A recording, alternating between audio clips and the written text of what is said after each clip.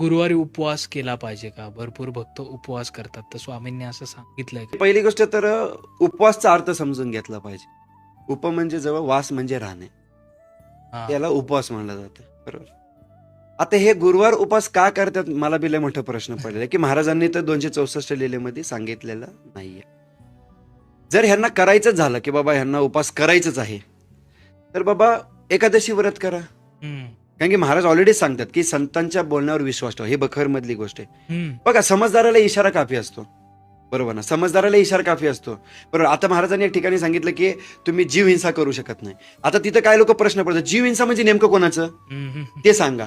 बाबा, जीव हिंसा म्हणजे कुठला बी जीव असेल, मग ते भले मुंगी असू नाही तर हत्ती असू, तू कोणालाच मारू शकत नाही तुझ्या स्वार्थासाठी.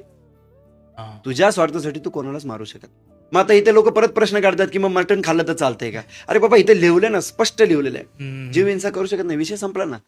तर तसं जर एखाद्याला उपवास करायचा जर असेल, हं. एकादशी व्रत करायला पाहिजे, चांगली गोष्ट आहे. आता मला सांगा, अक्कलकोटमध्ये तुम्ही गेले एकादशीच्या दिवशी, बरोबर, तर तिथं तुम्हाला जेवण नाही मिळत. हं. बरं, तिथं तुम्हाला मिळतं भगर, जे वरई म्हणतो आपण, ते खिचडी किंवा केळी किंवा जे बी काय फ्रूट असतील ते ते मिळतं तुम्हाला. मिळतं. तुम्हाला जेवण त्या दिवशी अक्कलकोटला सुद्धा मिळत नाही. नाही. मग ते नियम पालन करतातच आहे, की आपल्याला एकादशी पालन करायला काय प्रॉब्लेम आहे? आणि एकादशी शास्त्रामध्ये ऑलरेडी सांगितलेले आहेत. हां. महाराज सुद्धा शास्त्रच सांगतात, ते वेगळं काही सांगत नाही महाराज. हे फक्त कसं होतं, की लोक व्यवस्थित मार्गदर्शन घेत नाही, म्हणजे व्यवस्थित परंपरेतून ज्ञान घेत नाही, म्हणून गडबड आहे.